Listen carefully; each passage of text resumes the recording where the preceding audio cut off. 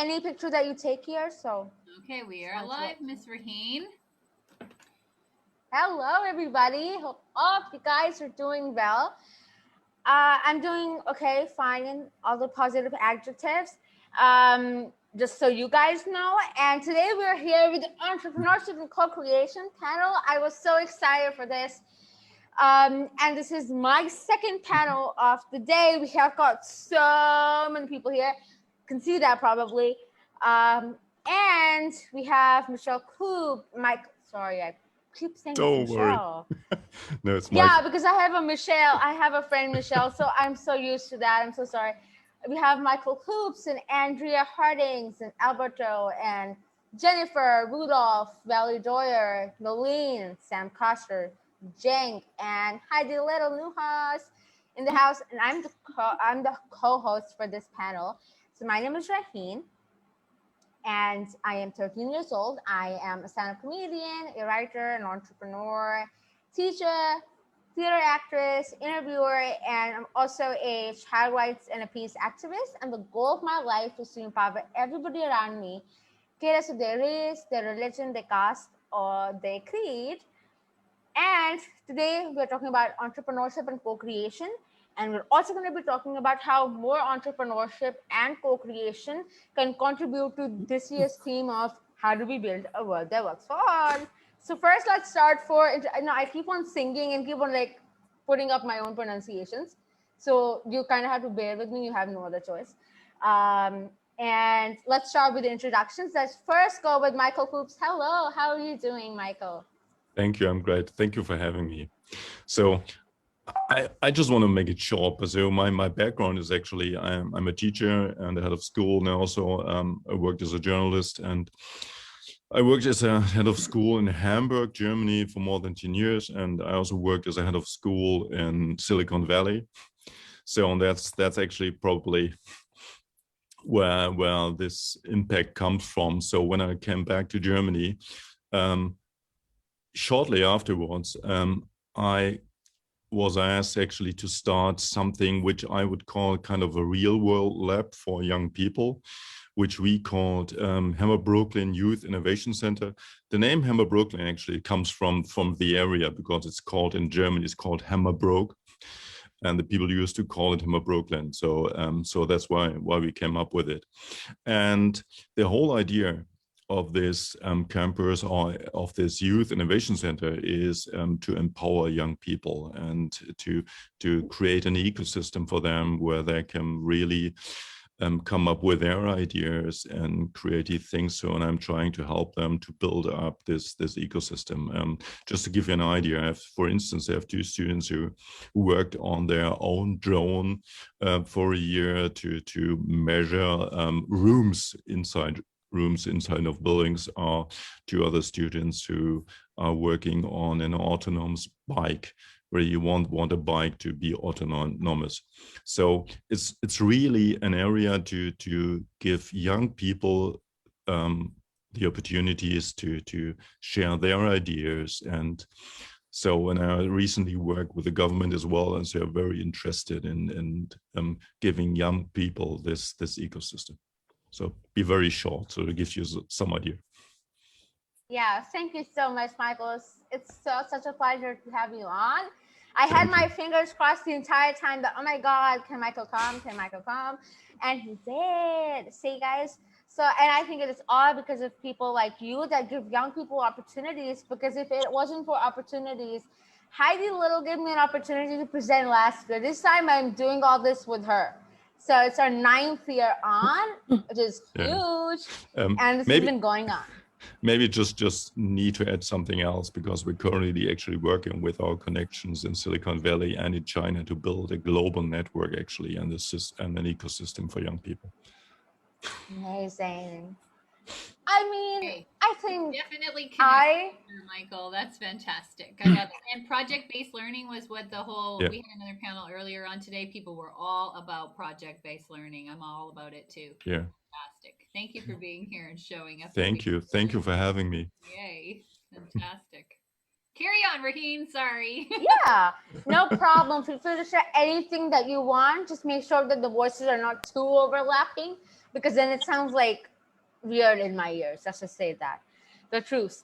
And we have Andrea Hardings. You know, she's the reason why I did co-creation panels throughout this year and last year and the year before that. She's the reason why I'm into co-creation. I'm not gonna lie. So she is a huge inspiration for me every day. Hello, Andrea. How are you doing? Oh my god, all goosebumps. Thank you, Rahi. It's good to know it having an impact, especially on people like you, who are thoroughly inspiring.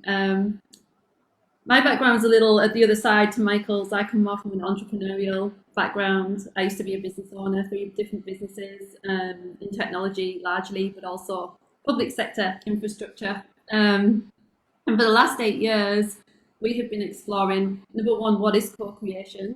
How is it different from, say, collaboration or competition? We define it, in essence, to mean something that's an omni-beneficial win. So you're talking about a world that works for all, Raheen. That's how we define co-creation. It's not just about me and you. It's about how is that impacting also the other and the planet. So we're exploring, like I say, for 8 years in community, how groups, organizations in particular, can now begin to organize differently through these principles of co-creation.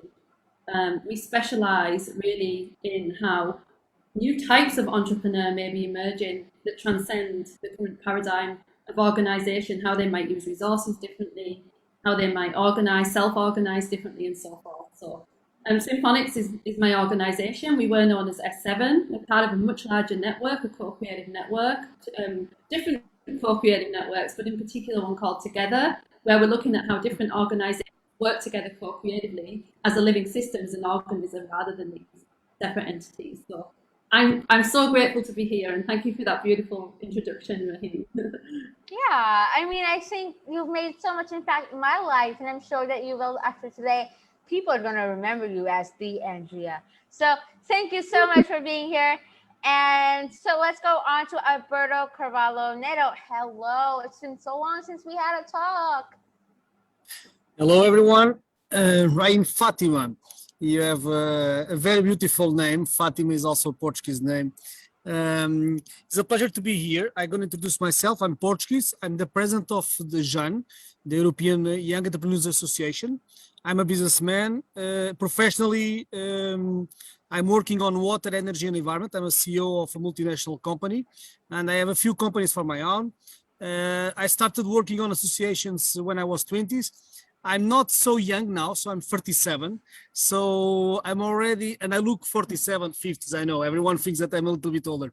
But anyway, it's a pleasure to see you, Ryan, here, and also the other younger ones, because you are the ones, you are the next generation. You are the generation that's going to change all these things.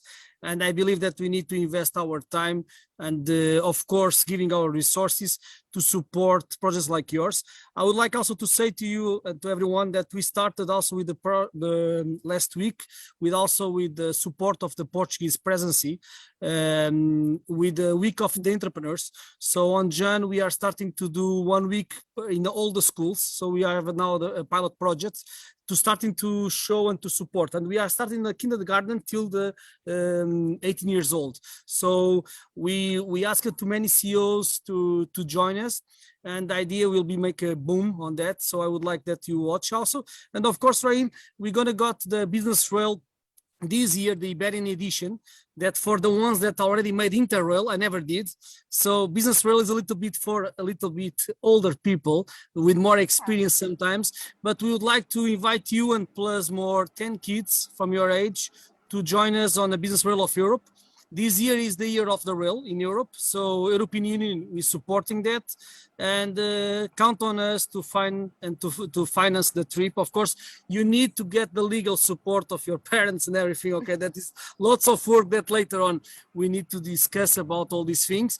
But it will be amazing to bring a group of young leaders that I believe that you're going to make the difference for the future, okay? So count on us, count on John, and of course, count on our networking. Thank you. Thank you so much. So, Alberto, I remember the first time I said to him, and usually after interviews I would, because I have not traveled since 8 years now, and I really do want to do that. But again, it's opportunities, and if there's that, then it's the money, and then a lot of things happen with that. So I asked Alberto if there's any opportunities. He's like, would you like to come to Portugal plus 10 kids for your own conference there? And you can possibly also meet the president. And I'm like, Dave, this guy is amazing. He is so amazing. Also, I love how he says like, yeah, and a few businesses here and there. I'm like, I got a few coffees, but not like a few businesses, at least yet. But yeah. So thank you so much, Neto, for being here. Amazing, amazing. Now let's go on to Cenk. Hi. This is the first time we're meeting, so. It is. Hi, Raheem. Hi, everyone. I am Cenk. I have a minor peanut allergy. I'm 16 years old and I'm from London, England. I am a social entrepreneur and a change activist, as well as the founder of Thread Media, which is a social enterprise focused on publishing, consulting, production, and media aimed at Generation Z. The central tenet of the business is the website, thread.com. By the way, that's THRED. We don't have the A because we're young and edgy. And that is a 100% social change-based website where we house daily coverage and analysis on all aspects of social change. We like to see it as kind of social change through the lens of youth culture. The enterprise is made up fully of Generation Zers, from the founder, myself, to editors, writers, and production team. In addition to our in-house writers, we've also built out a global ecosystem of remote writers and young journalists and activists, and given them a platform to voice important issues in their countries. And to help that, we've also released our website in 17 different languages quite recently. And in the future, we hope that Thread will be a positive, unifying force that will galvanize the social spirit by supporting and integrating with Generation Z movements globally. So yeah, thank you for having me, and I really look forward to discussing this exciting topic. Yeah, way to go, brother. Nice work. Thank you. Hit you up later. That's fantastic. Good job, Raheen. That's dope. You know, I don't know why Gen Z came out like, I'm like, that's dope. But moving on off that, it's amazing to have you on here, and I hope that in the future we can do more panels like where you're on. Now let's move on to Sam Castro. This is the first time we're meeting as well. I've heard amazing things about you from Heidi, and let's hear from yourself. Well, thank you for having me on the call today, and I feel really old on this call. I am an entrepreneur, and I have started businesses all over the world. Most recently, I have focused on the biochemistry of immune support, and particularly during the last pandemic and what is going on in the world. I licensed the rights to a immune modulating technology that I've sold all over the world. But several years ago, I found that probably the least fortunate people in the world are children that live in developing nations that are exposed to malnutrition, poor sanitation, lots of stress in their lives. When they get sick, they just never get well. And it's because it suppresses their immune system. So I started a not-for-profit to provide that technology, that nutritional technology, to those children in over 90 countries of the world. The challenge that I have found working with that is that the charity model does not provide sustainable funding for global impact. And so I was introduced by one of my distribution partners in my not-for-profit called Mana Relief.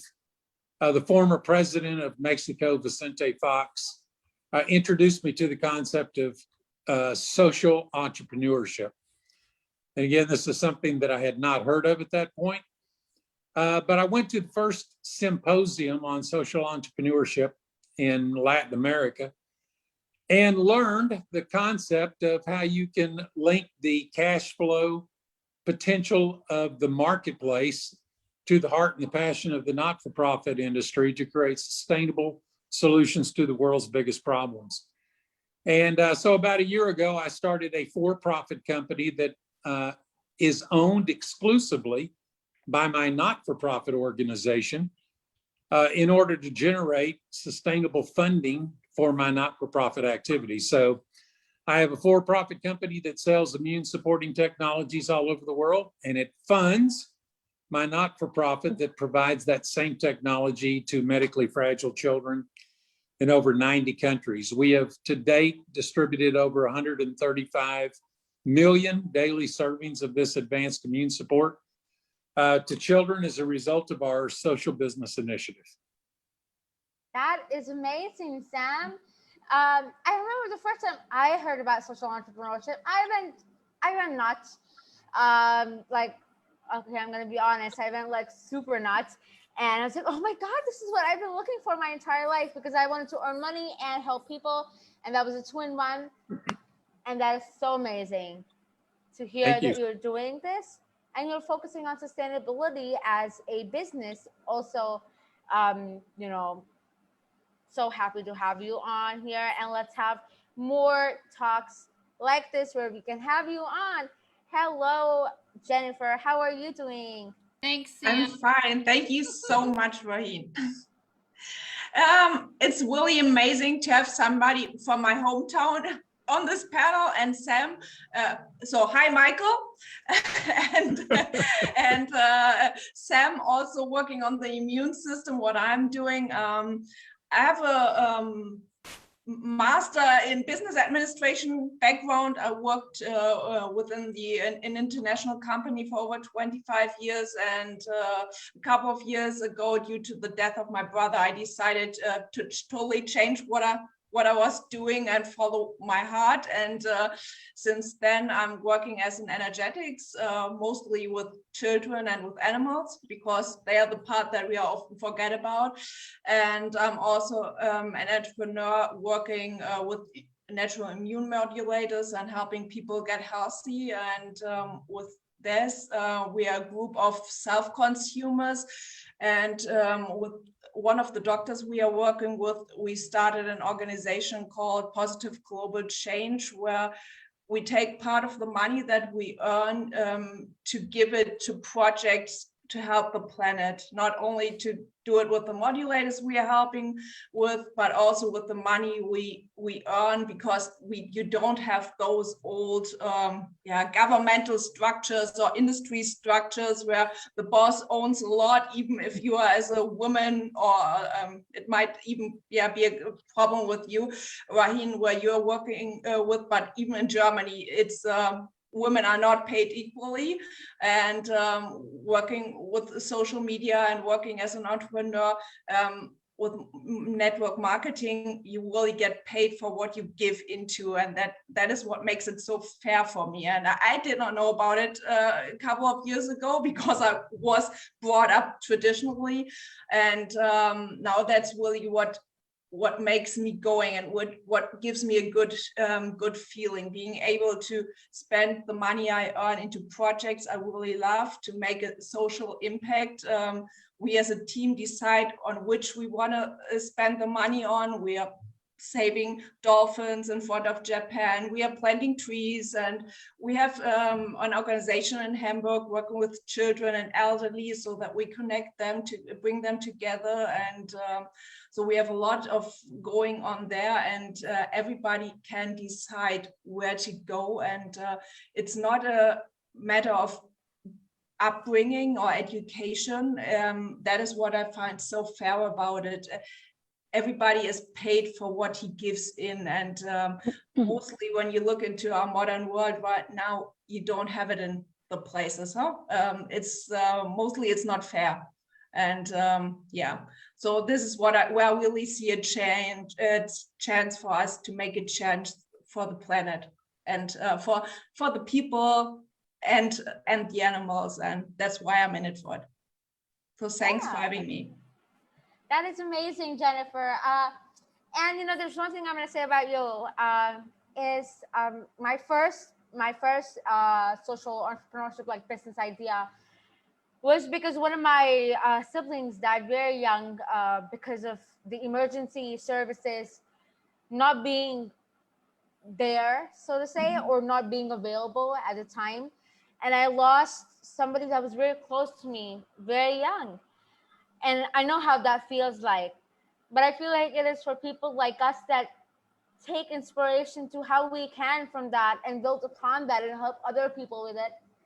And you know what? It's so amazing. Once I freestyled a drawing, which looks exactly like you, especially the hair. I'm gonna send you a picture of that. Let's see if that looks like you.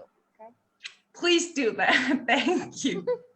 No, I freestyled so many things, so it looks exactly like your hair and the color and everything. So I'm gonna send you that. People always read for a reason, I think, Raheen. I know, right? See, I found my soul sister. So let's go on to Nolene now. Hi, how are you doing? Hi, Raheen. It's lovely to be here and also to hear from such inspiring people on the panel. It's incredible how many synergies there are. And I think aside from us talking about co-creation, I get a sense that after this, there are quite a few people who will be in touch with each other to continue the co-creation. So I think that's absolutely fantastic. I'm from South Africa originally, born during apartheid, and really saw a society that was growing up. It didn't seem like anything was wrong because that was the experience, that was just how we lived and that was the nature of life. It was only once apartheid ended, I got a scholarship to go to university and started experiencing life through other people and saw the way that other parts of society lived and what it is that they had access to. And as an example, I was petrified of computers when I went to university because in my entire time at high school, I only had one computer class with one computer in it. And I only got to see it once, and all that I got to do was turn it on and turn it off again. And that was my experience of it. And I realized how there was so much more to supporting society. And I initially began, my mission was to create a better life for my family and for my friends and my community. And I started traveling, working abroad initially to fund my master's degree, and then started to experience how much of the world had the same problems. No problems were new problems. There were the same problems being faced in different parts of the world, and there were solutions that were sometimes born out of necessity through communities, sometimes through nonprofits, sometimes through social responsibility initiatives from corporates. But these solutions were just not being scaled, and they aren't being scaled. And my mission then became to start to look at how I could make and have an impact in a more strategic way. I thought that it was that my fit was in the nonprofit sector, but I very quickly became disillusioned with that because of that, constant battle of trying to get funding, but also because I saw how much wastage there was as well, because the mindset was very different in a lot of ways. That's changed quite a lot over the last 5 to 10 years. And there is more of a focus now on social impact, transparency, accountability. And I realized that my fit was actually in the social impact space. I'm an entrepreneur at heart. I love business. It comes very naturally to me, but I also love people. And those two things merge. I shifted my focus to social impact and looking at initiatives that have more of an impact on people and the environment, ranging from renewable energy, culture. I founded a community interest company, which aims to or develops projects that are profitable, and we support nonprofit initiatives. And my focus is very much on economic empowerment, because all of the issues that we face in society could really be shifted. We could shift that needle if we looked at economic empowerment and infrastructure. And that's the next phase of where I'm going. It's actually looking at creating an impact ecosystem where we match funding with impact initiatives that are vetted, and also reward projects for collaboration so that projects aren't operating in silos. We are benefiting from the knowledge, the body of knowledge that's out there from projects that have come and gone for whatever reason, and looking to amplify impact. And that's me in a nutshell. That is amazing. Sister, I want to say the light within me respects and loves and cares for the light within you. And for the sofa that is in the middle of the beach, just love that. I know it's a background, but love it. Now I'm going to go on to Valerie. So before she introduces herself, I remember I've never had, I mean, even as a child, I wasn't a big fan of, oh my God, I'm going to be that when I grow up. I've never done that. When I saw, and we were in a round table with Valerie, it was all about her. And it was in the middle of the night. So it was 3 in the morning and I was sitting there. And I'm like, I don't know who this is. And I go there and she starts talking to people and listening to their introductions and then connecting them with other people instantaneously. And I'm like, I want to be Valerie Doya when I grow up. That is for sure. I want to be her when I grow up. So thank you so much, Valerie, for coming on. It is an absolute pleasure to have you on. Can you please briefly introduce yourself so that we can go to the last person and then ask the questions? Okay, Raheen, thank you so much for that introduction. It was lovely to meet you. Can you hear me okay? Can you hear me okay? Yes, we can. Okay. Right, just very briefly then. I've been an entrepreneur all of my life, so I'm a serial entrepreneur. I've started, grown, founded, sold 10 businesses.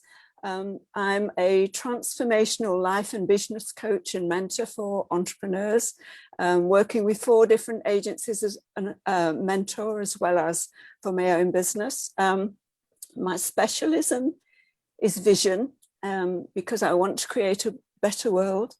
I work with clients to help them evolve their vision and create shared visions for companies. Everyone who does work with me or buys one of my best-selling books, my business funds impactful projects around the world through B1G1, the Business Giving Initiative. And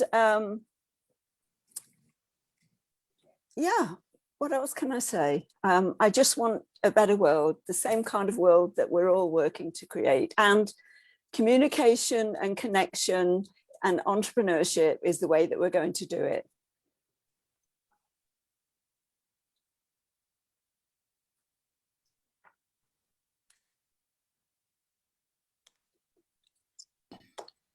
You're on mute, Raheen.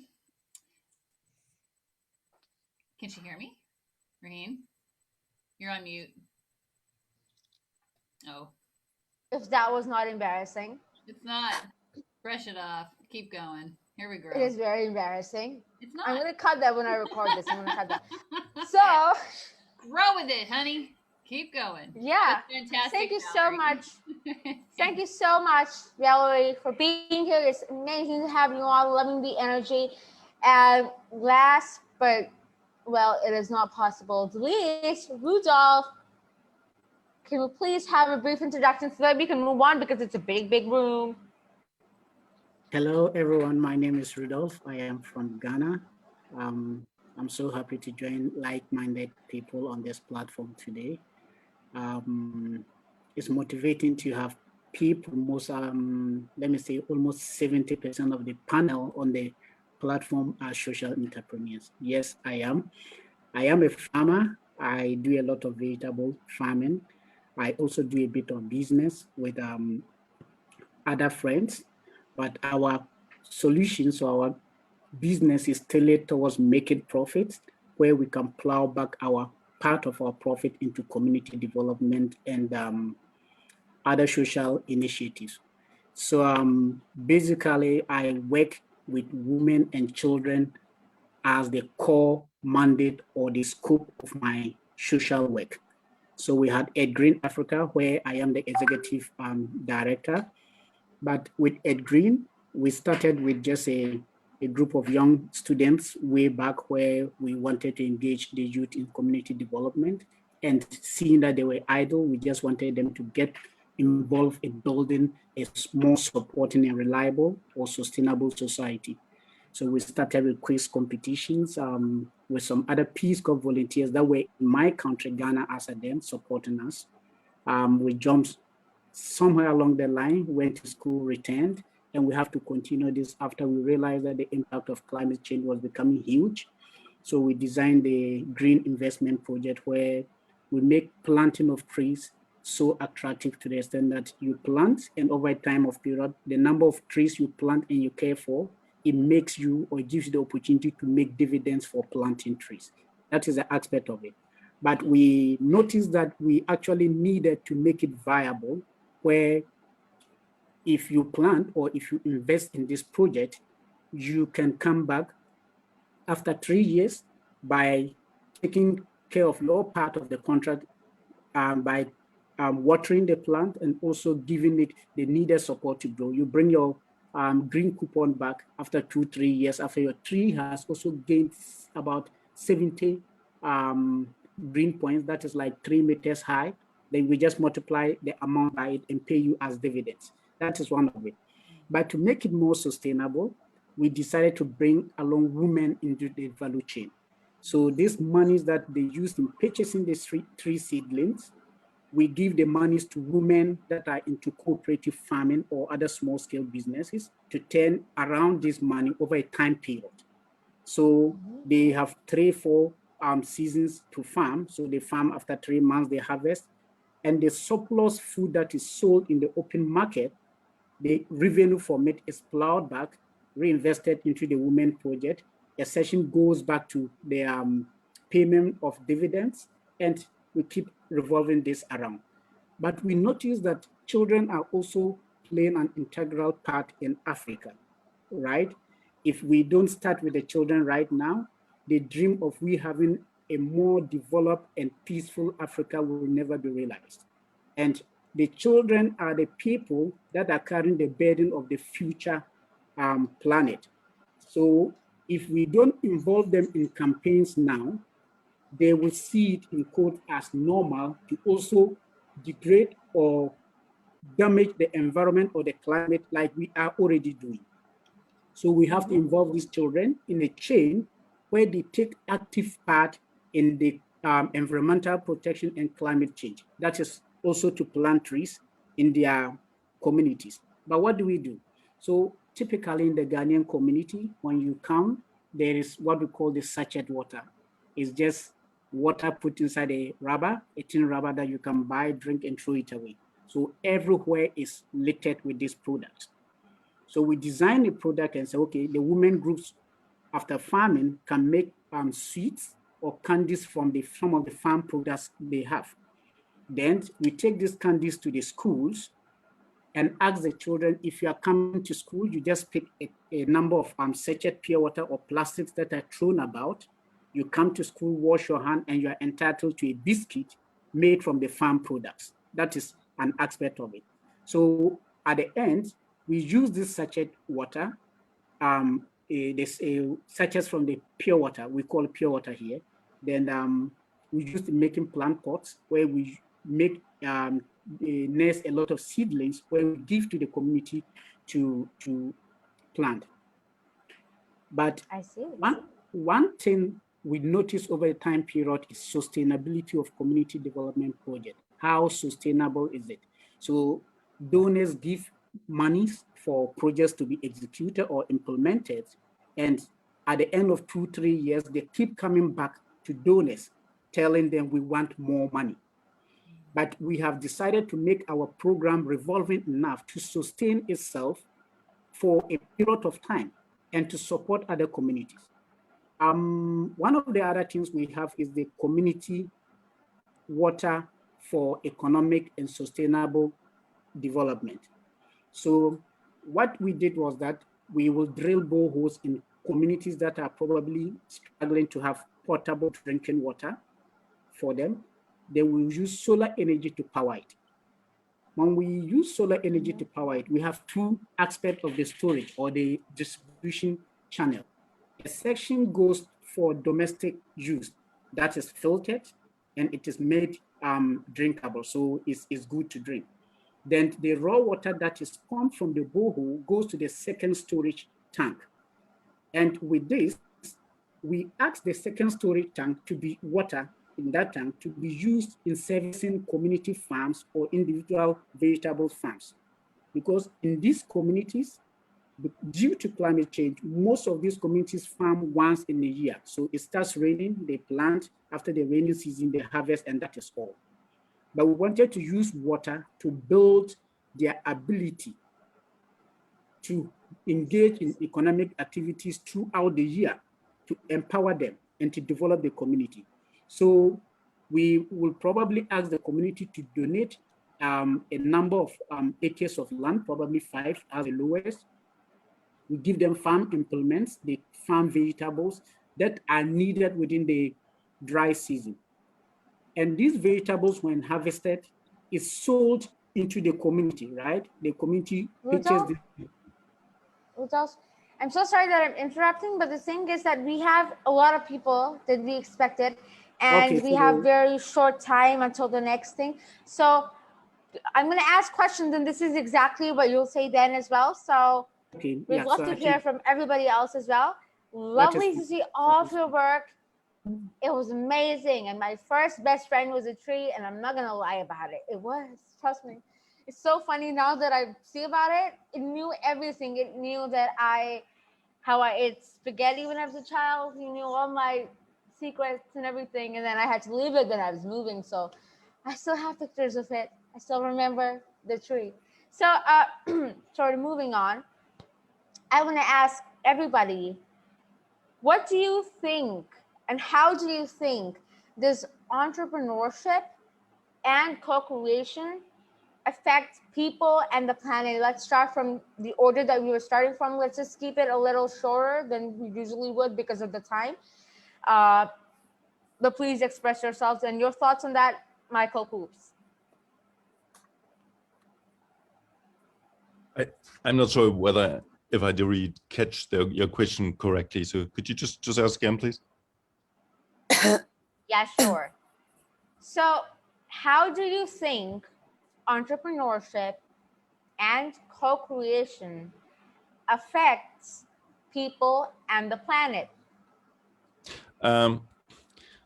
Well, from my experience, young people just think they want to really be part of the future. So, and they have ideas. So, for instance, there's another student who is currently working on a technique to bind carbon dioxide with a really intelligent mechanism. So he really wants to have an impact on the climate change. So, and he really took the chance last weekend to go to Berlin and talk to the former Formula One championship, Nico Rosberg. So, and we try to teach him a bit of an elevator pitch. So I think it's a great opportunity to show young people you can have ideas and you can really make a difference to this world. So this is a chance for everyone. It's not only a chance for young people, but it's a chance for the whole world community, actually. So I think we shouldn't miss that chance. I see. And how do you think this more entrepreneurship and co-creation help us build a world that works for all? I mean, as I said at the beginning, and we are trying to build this global network. I think this is really the right step to do it, because we have all certain things in common, but we are also different. So, and the closer we get, the more chances we have to work together. And that's actually one of the ideas, actually, to work together and share different perspectives on what we think and what we believe and what we know. And so that was really amazing, having students from Hamburg, Silicon Valley, and China on one call.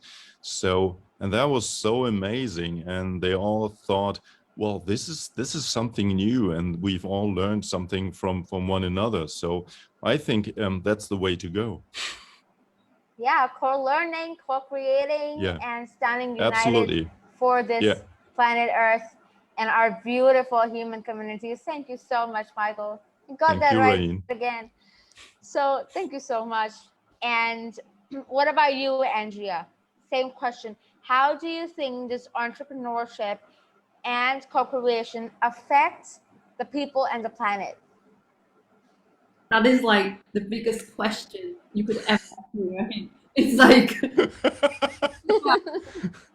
how do I respond succinctly in this context? Because, like I said at the beginning, we've spent a long time even defining what co-creation is. There's this term that's thrown around a lot, and people think it's similar to collaboration. For us, at least, and we worked with, I don't know who's familiar with Barbara Marx Hubbard, but she pioneered this concept of co-creation. We worked directly with her.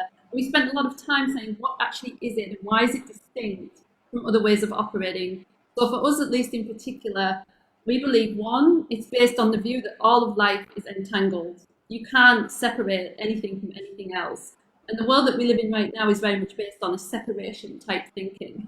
You know, like, we can be okay here, I can be wealthy, I can consume all these products and not think about the Amazon at the other side of the planet. So in co-creation, we always think about how everything impacts everything else. Another one is then therefore thinking about this omni-beneficial way of operating, an all-win reality, which speaks to your second question, Raheem. How can we design ways of working and being and doing that are all-win? Not only an all-win for me and you and the planet, but also a win in terms of my own body and being. Often as humans, we come second, and the planets, the things that we see externally, those problems are reflections of how we treat ourselves. So for us, we talk about 12 wins for life with co-creation, moving from 12 conflicts of interest for life that the current socio-economic system has into 12 wins for life, and how co-creation will bring about those 12 wins. And we investigate at every level how we can achieve those 12 wins. So I'll give you a little example, because like I said at the top, we work in particular, we're talking about entrepreneurs here, we work in particular with thinking about how business, we don't even talk of them as businesses, we think of organisms, social organisms.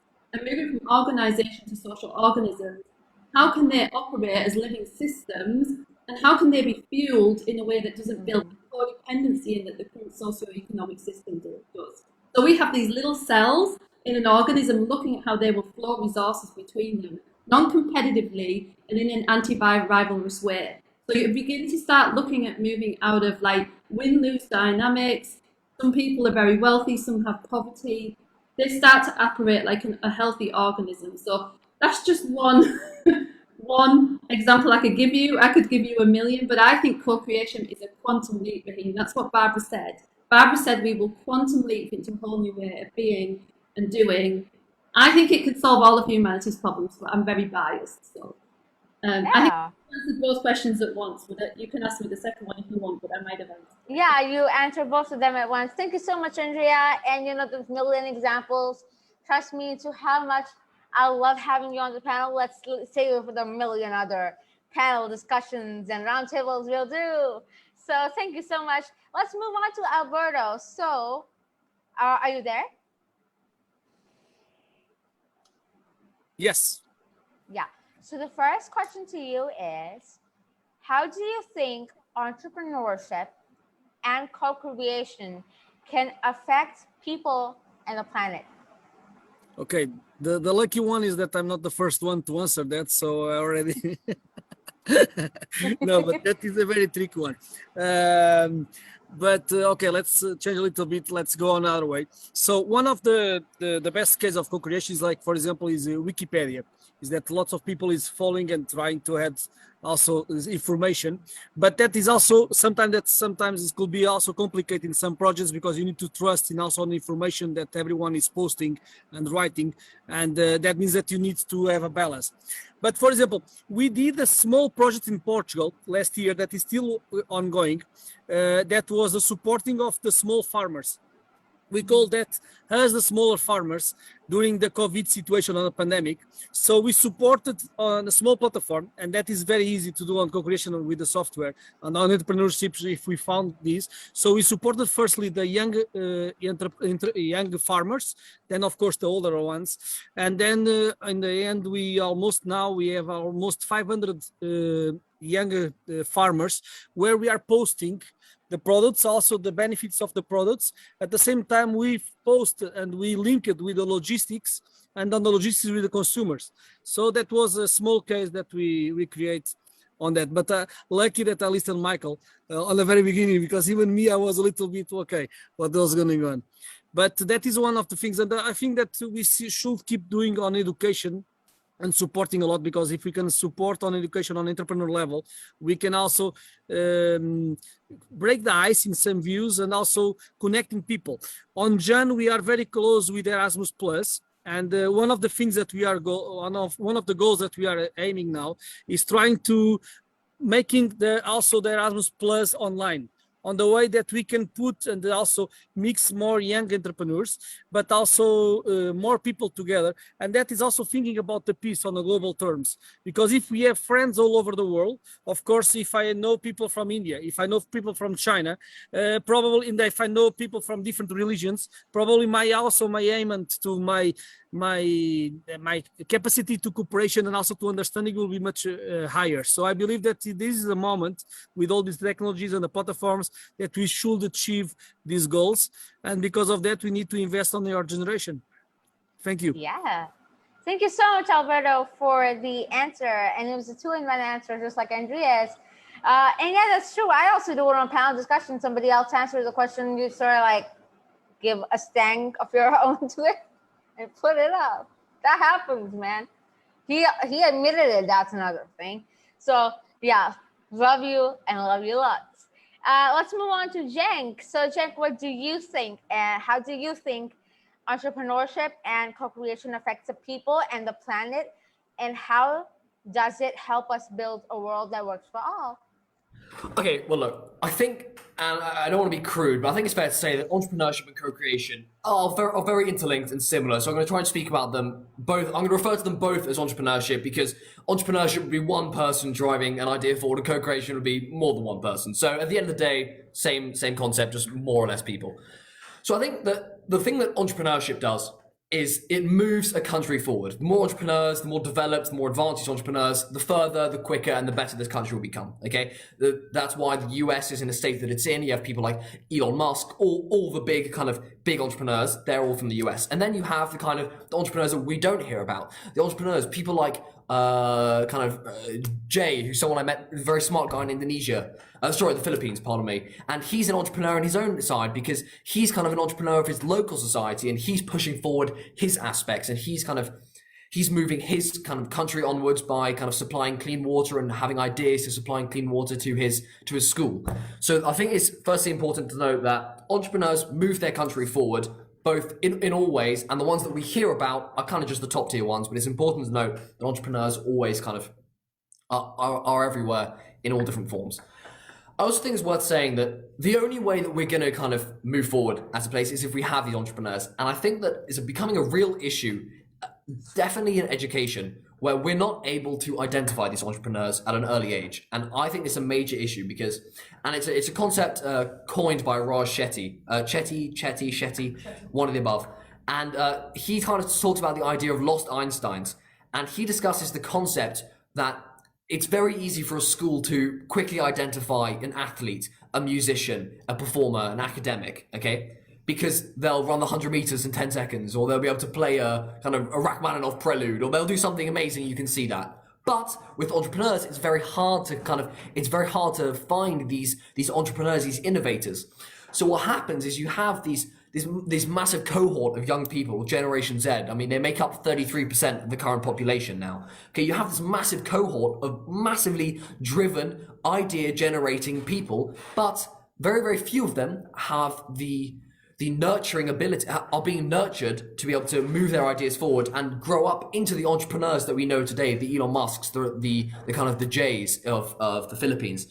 And I think it's important to note that schools are having a massive issue nowadays because what's happening is schools need to have these places where entrepreneurs and innovators, the co-creators, can co-create. They can ideate, they can build their ideas, they can nurture. Because then what happens is you're going to have this massive cohort of kind of 2.5 billion Generation Zers with great ideas, but only 4 or 5 of them are going to be able to have such resilience and such a good idea and such passion and power that they're going to make their idea go forward. Whereas if you can have the help and find the help in education, then you, instead of having 5, 10 entrepreneurs, co-creators, you're going to have 500, 1,000, 10,000, okay? And that's really when co-creation entrepreneurship can really drive the planet, the people and the planet, to answer your question, forward. And that's the issue I think is happening now, and that's what they're going to do, and that's the answer to your question, I guess.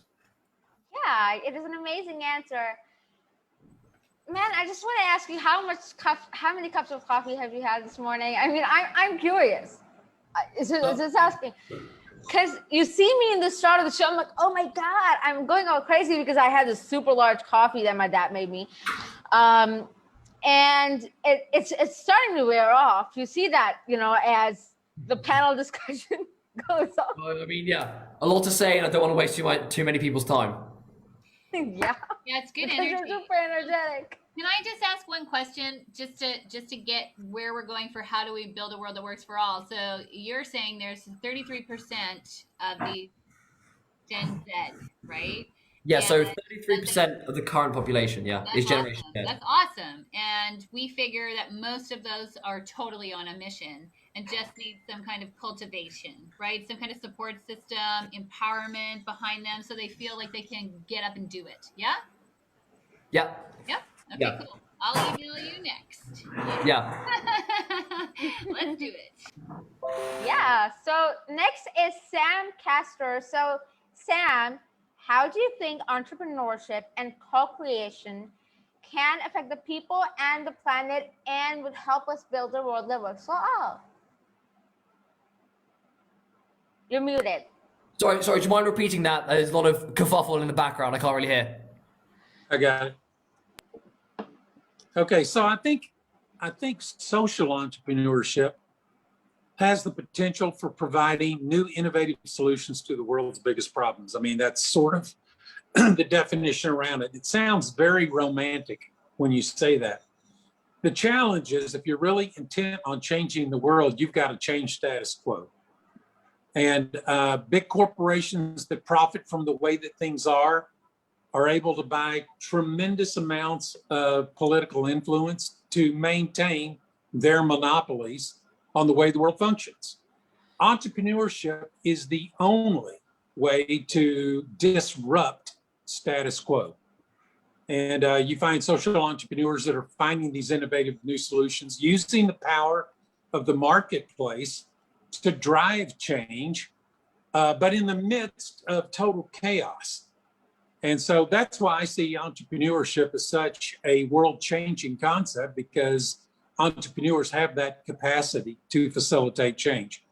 I think the challenge, and by the way, I love the fact that young people have this desire to make their life's work account for more than just a paycheck.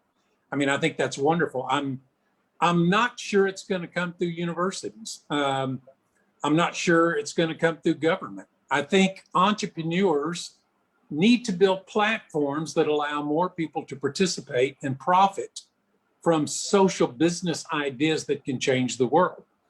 And so I think that's one way, is creating vehicles that allow people, even if they don't have a great idea, to plug into a vehicle that is providing change, something that they're passionate about.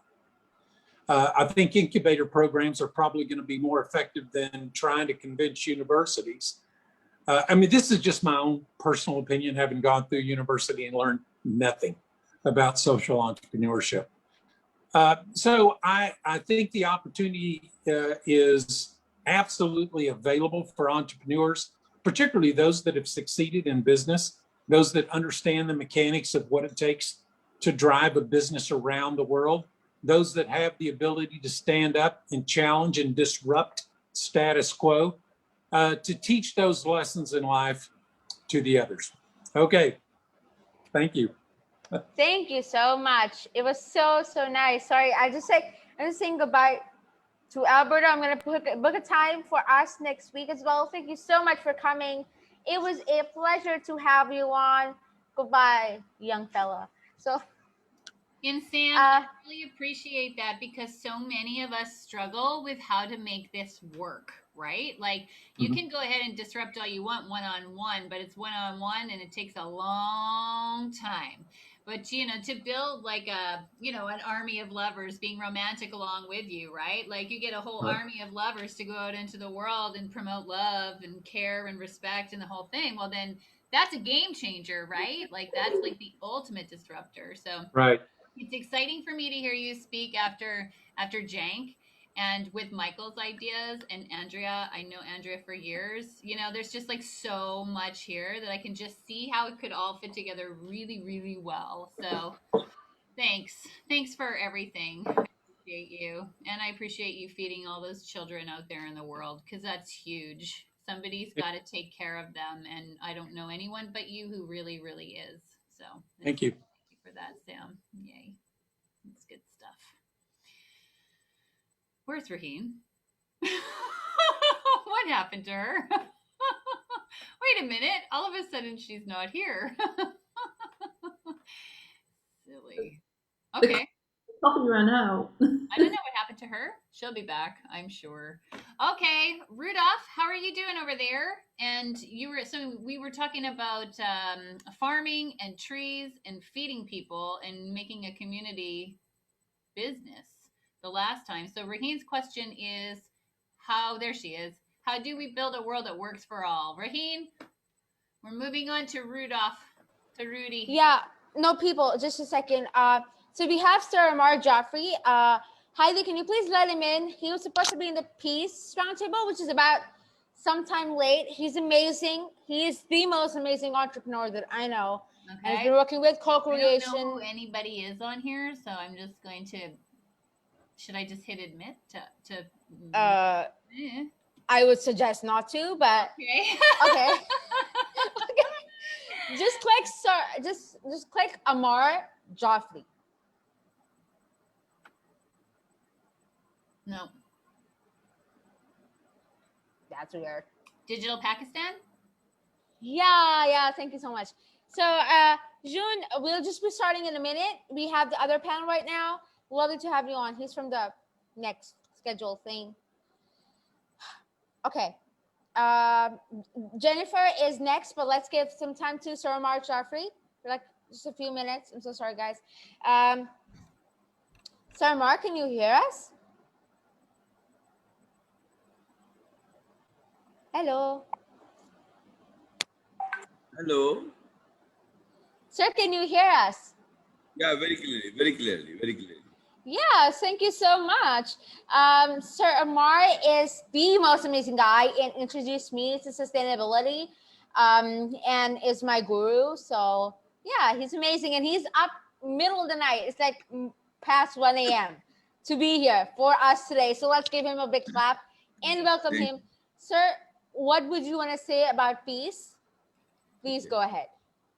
Okay, I would like to, firstly, I would like to thank you and your entire wonderful team. I could figure out amazing people and smiling people. And I love smiling people always because the peace starts from smiling. The moment you drop your mood, I think there's something wrong with you.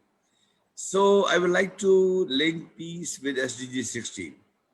If all of you know about SDG 16, it says peace for everyone in the world and respect for others, respect for the religion of others, views of others.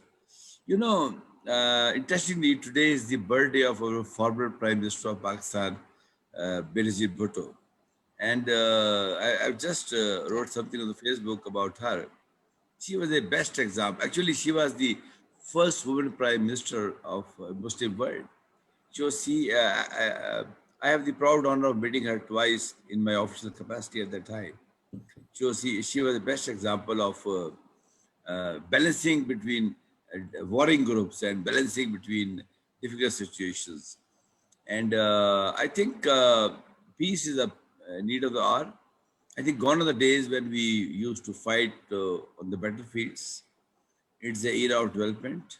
And to my understanding now, that danger is not to a particular country, it's to the globe. So there's a more need to stress on the concept of peace. And I think things like climate change, these are going to affect everyone. Like COVID affected everyone.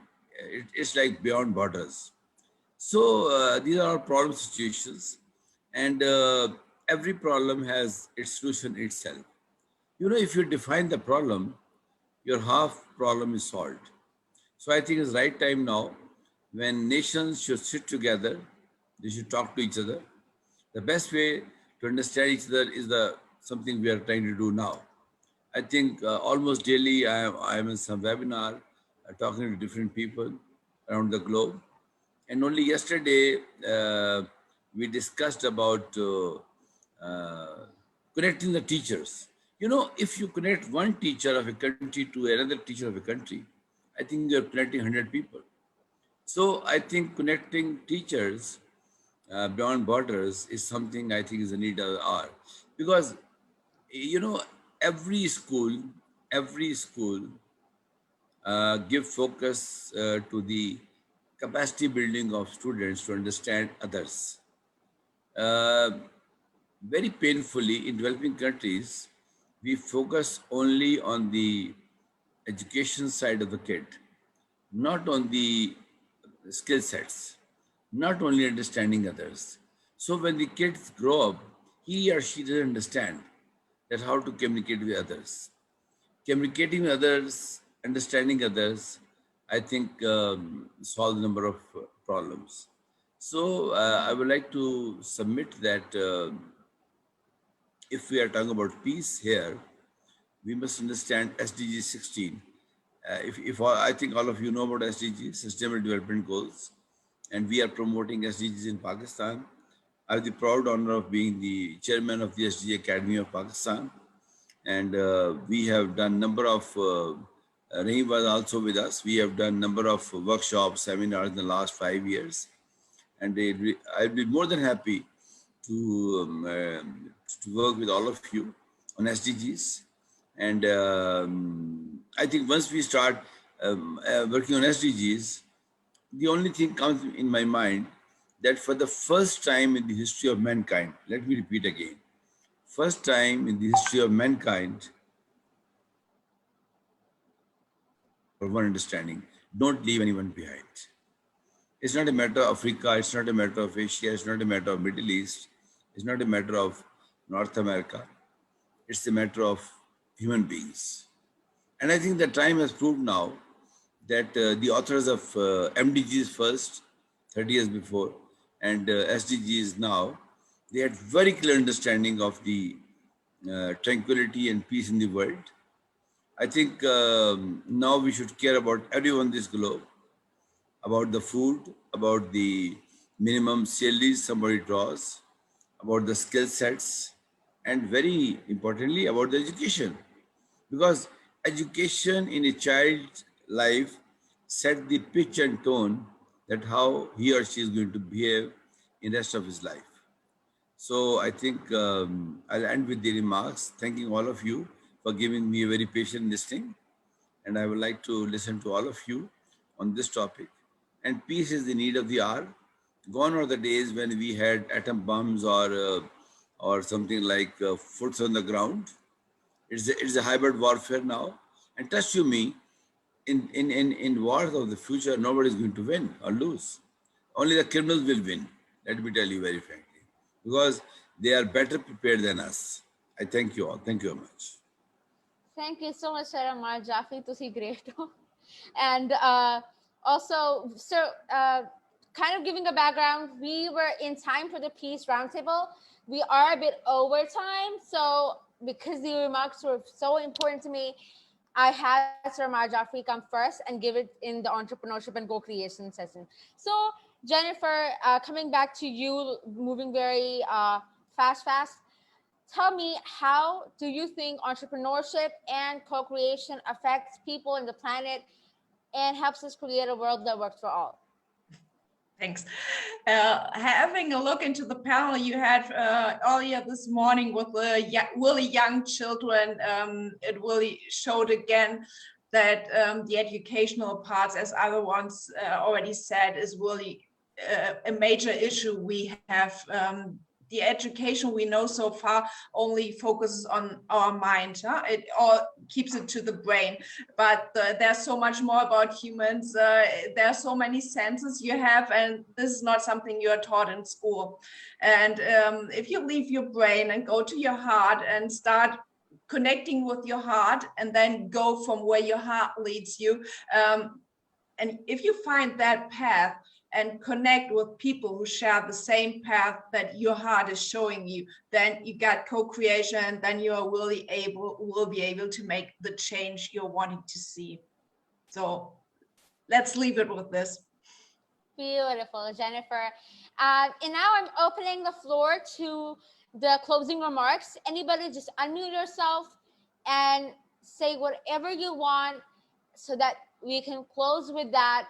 It was so nice having all of you guys here. It was just amazing. I feel so proud of myself for putting this together.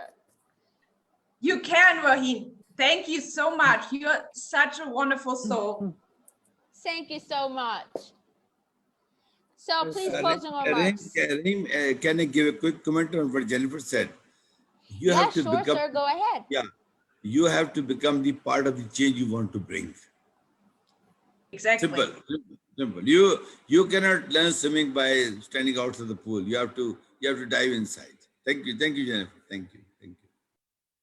Yeah, and I want to thank everybody for their contributions. You know, it's so important, the work you're doing, and it's no easy road, entrepreneur, and it's no easy road, co-creation. And then on the other side, it's the easiest. So, you know, thank you for being that being in the balance between those two ways. Yeah. And I just want to bless you with everything good and right moving forward. And if there's any way I can help at all, just let me know. Thanks, Heidi. Yeah. Thanks, Heidi. Thanks, everybody. Thank you so much, everybody. I want to say thank you for this session. It's true.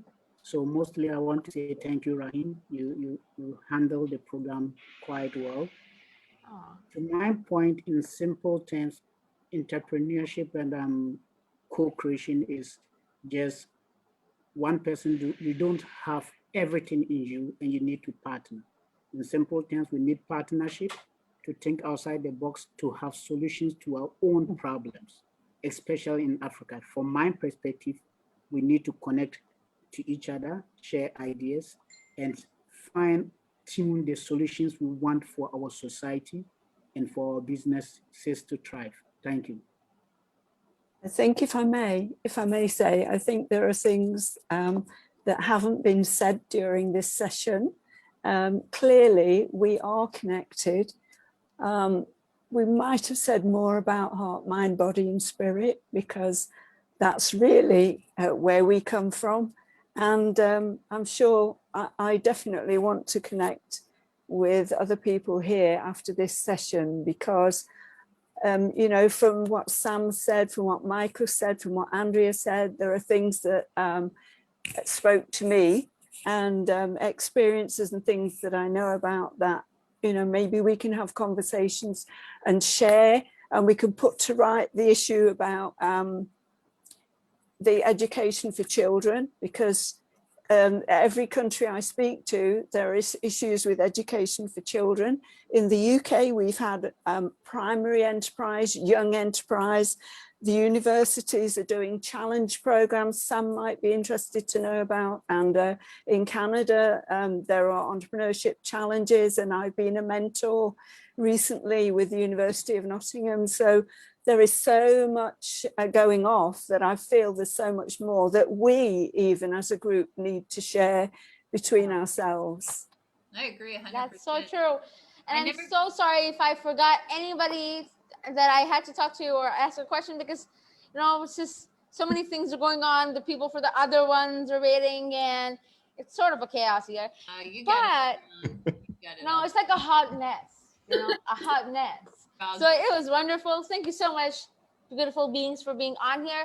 And I will share the link to this shortly, probably after I've catched up on sleep tomorrow, somewhere, so that you can see it. And share it such so you can also have it on your LinkedIn's or Facebook's or YouTube's or whatever. So let's make an email where we put everybody together. Contact details, Raheen. If everybody's comfortable to share, if you email us, we can share contact details, then we can connect those of us that felt some resonance. yeah, I can make an email group of all of you guys. Yeah. Then I can do that. Yeah. I never got a chance to tell you guys, but I do education, social emotional learning, and train the trainers and the whole youth program for since 1993. So I've got a model that I know is going to work, and I'd love to share it with you guys. I'm like, let's roll this sucker out. I'm like, you all got everything. I'm like, oh, hallelujah. Awesome. Get a bunch of co-creators together and this is what you get. So if nobody knew what it looks like, now you do out there in Facebook land. This is co-creation 101 right here. Yeah, thank you so much. Thanks, Heidi and Raheen, and beautiful to meet you all. Beautiful Lovely to to meet you all. Yes, Yeah, it's been great to meet you all. absolutely. All right, everybody. Great, thank you guys. Online. Thank here. you so much. Okay. Look forward to speaking more. Take care, everyone. Yeah. Take Take care. care. Take care, everyone. Thank you.